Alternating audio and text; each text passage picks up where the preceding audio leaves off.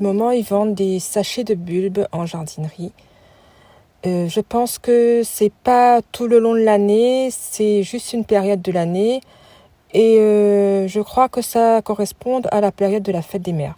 Parce que l'année dernière, pareil, à cette même période, j'ai retrouvé des sachets de bulbes en vente en jardinerie. Alors, lorsque je dis sachets de bulbes, il faut bien comprendre que ce sont des bulbes qui ne mettent pas en vente de manière classique. Tout le long de l'année, on peut retrouver des glaïeuls, des lys, des amaryllis, ça c'est du classique. Et ce sont des plantes qu'on retrouve habituellement dans les jardins créoles. Là, ils mettent en vente des sachets de bulbes que moi je dirais ces bulbes de métropole. Par exemple, on a des fraisias, des iris, j'ai retrouvé du muguet, des anémones. Et donc là, c'est l'occasion d'en acheter si on a envie d'essayer dans notre jardin. Donc c'est ce que j'ai fait il y a 2 ans de ça. J'avais acheté des sachets de fraisias, des iris, des blancs et des bleus, des œils de paon. Donc j'avais mis ça au jardin de nymphéa il y a 2 ans de ça. La première année, j'ai eu des feuilles.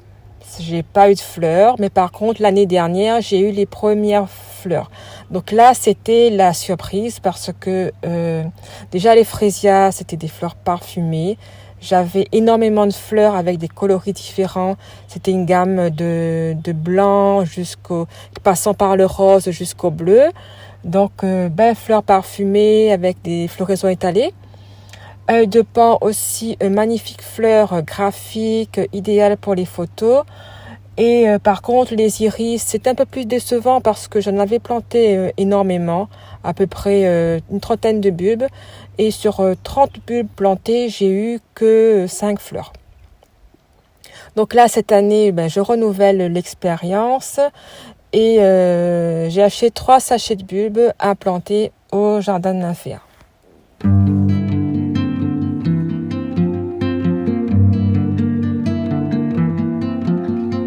Par exemple, j'ai acheté ces bulbes de Nérine. Donc dans un petit sachet comme ça, j'ai 3 bulbes. Variété Bourdeni, appelée aussi lys de Kernessy. À planter pendant les mois de mars, avril, mai pour une floraison de août-septembre. Personnellement, je ne tiens pas compte des indications sur le sachet parce que pour moi, lorsqu'on a acheté ces bulbes-là, il ne faut pas tarder à les mettre en terre. En effet, une fois, j'avais acheté des bulbes d'iris et j'avais étalé un petit peu la plantation. Et je me suis retrouvée avec un sachet rempli de bulbes qui étaient complètement piqués par des petites bestioles et avec des bulbes aussi desséchés. Donc du coup maintenant, dès que j'ai acheté les bulbes, je mets tout de suite en pleine terre. Surtout que là, vous voyez, les bulbes ont commencé à germer.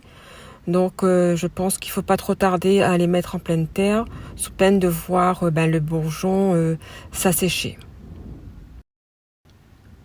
Alors, ce que je vais faire pour ces bulbes de Nérine, c'est que je vais récupérer de la terre du jardin et la mélanger avec du compost de mon composteur à proportion égale. Donc, c'est du compost très mûr, composé essentiellement de fumier de volaille et avec un petit peu aussi de déchets du jardin. Alors, la technique pour pouvoir planter un bulbe, si vous vous documentez un petit peu là-dessus, c'est d'enterrer le bulbe 3 fois la taille du bulbe. C'est pas ce que j'ai fait là parce que vu que j'avais déjà un petit bourgeon qui était en train de sortir, je voulais pas complètement ensevelir le bourgeon. Donc du coup, pour l'instant, je mets le bulbe en terre. Et une fois où il aura commencé à faire ses racines, je vais le mettre à l'emplacement définitif au jardin de nymphéa. Et donc du coup, c'est là que je vais enterrer un petit peu plus le bulbe.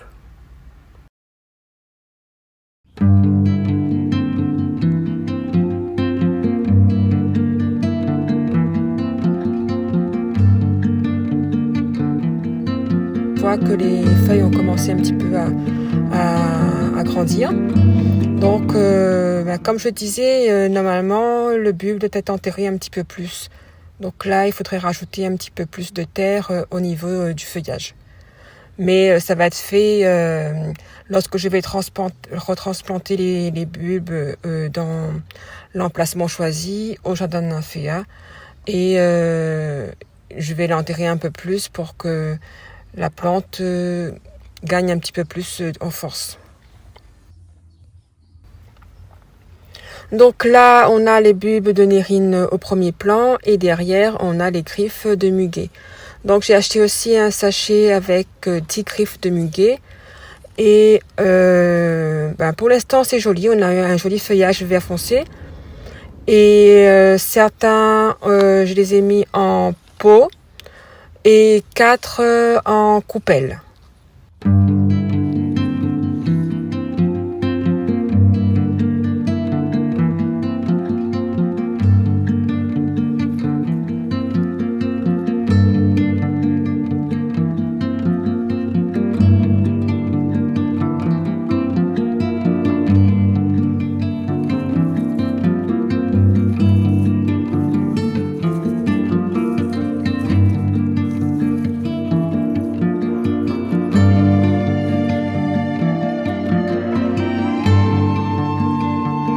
J'ai acheté aussi 2 sachets d'anémone.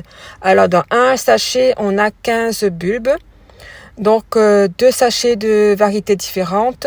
J'ai la variété de couleur blanche et un sachet avec des bulbes en mélange allant du rose au violet. Donc les petits bulbes sont un petit peu aplatis avec des formes un peu particulières. Donc là, avant de planter, il faut les mettre à tremper pendant au moins 24 heures dans de l'eau. Et ensuite planter en pleine terre.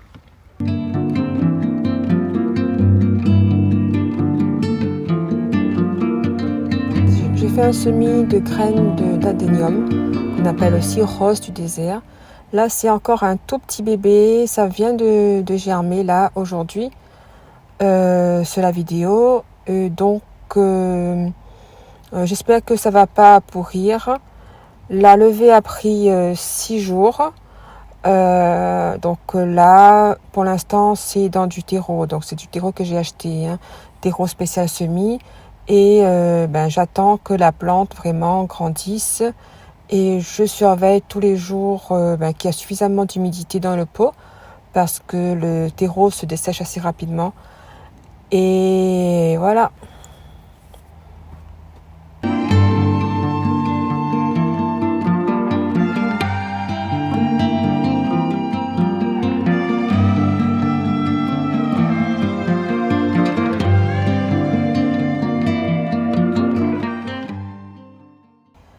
Alors là, ce sont des tulipes que j'ai achetées en pot.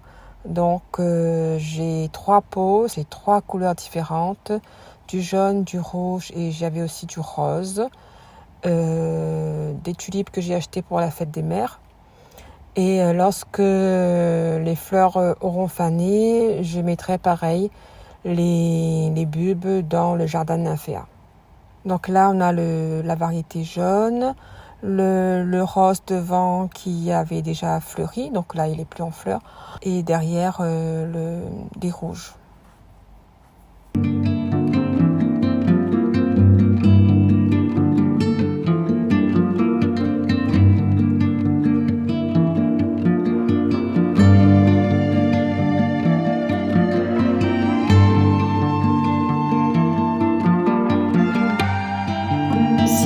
Iris léopard, là-dedans j'ai plein de bulbes de frésia, œil de paon, là 4 pieds de lavande et au milieu notre mûrier platane, mûrier blanc. Derrière on a à nouveau une autre plate-bande de bulbes. Au milieu on a un Mayonia soft caress qui est en fleurs, donc ça fait des fleurs jaunes parfumées. Et la spécificité de ce Mayonia, c'est qu'il est sans épines. On peut facilement passer la main dedans et on n'a pas d'épines pour nous piquer comme les autres mayonias. Ensuite, là-dessous, j'ai planté tous mes bulbes d'anémone. Donc, j'ai récupéré tous les bulbes d'anémone, les blancs et ceux qui étaient en mélange différentes couleurs. J'ai fait un mélange et j'ai planté à ce niveau-là. Ensuite, j'ai mis un paillis de copeaux de bois de litchi par-dessus. Et donc, on va voir si nos bulbes d'anémone se plaisent à cet endroit du jardin de nymphéa. Je pense que les anémones fonctionneront bien là, de ce côté-là, parce que j'en ai vu dans des jardins des voisins. Là, actuellement, ils sont en floraison. Donc, à voir d'ici quelques semaines si déjà ça pousse. Et puis peut-être attendre l'année prochaine pour voir les premières fleurs.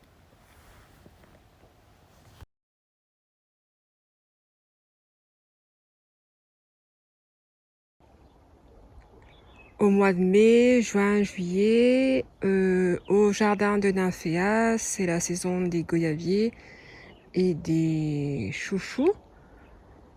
Ici, on a de la chance d'avoir deux types de goyaviers. On a les goyaviers blancs et des goyaviers rouges. Personnellement, moi je préfère les goyaviers rouges. Après, c'est au goût de chacun. Personnellement, moi je préfère le goyavier rouge lorsqu'il est vraiment bien mûr. C'est-à-dire lorsqu'il prend une couleur un peu pourpre, bien rouge ou bien foncé.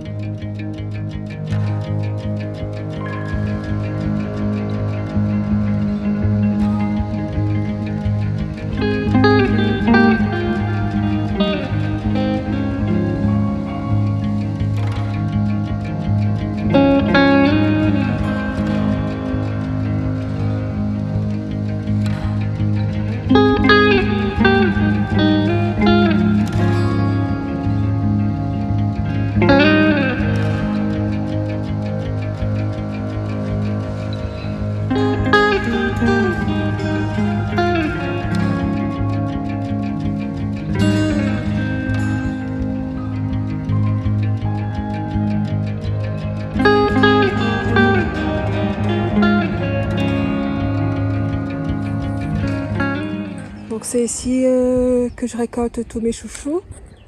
Donc tout à l'heure j'ai ramassé quelques-uns. En fait, c'est en rentrant dedans, on marche dessus et on se rend compte qu'il y a des chouchous sous nos pieds. Donc là, il doit y avoir aussi encore des jeunes chouchous là.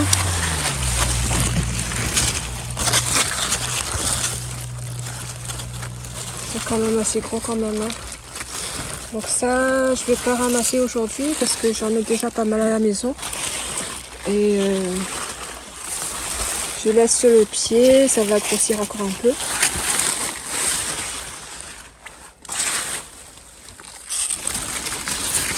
Donc là encore on en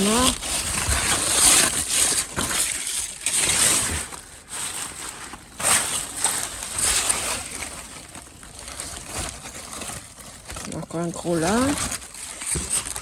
Un autre derrière.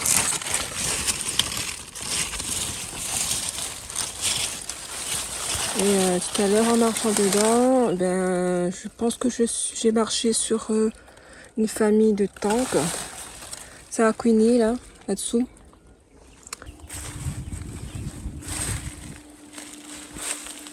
En fait, c'est une expédition. Hein. Alors, ce que j'ai ramassé tout à l'heure, on voit que ça a commencé à germer et à faire des racines. En fait, c'était enfoui sous les feuilles. Et ils ont commencé à commencer leur cycle de végétation. Donc là, on enlève les racines et ça, on peut faire en salade. Et ce sont les meilleurs pour faire des salades. Donc ça, on va cuire Vous voyez quand même, c'est des jolis calibres. Hein. Donc là, on en a 1, 2, 3, 4, 5, 6, 7, 8. 8 gros chouchous comme ça. Donc celui-là, il a commencé à être grignoté, alors soit par des escargots, mais je pense plus par des thons. Donc il faudra bien nettoyer tout ça avant de cuisiner.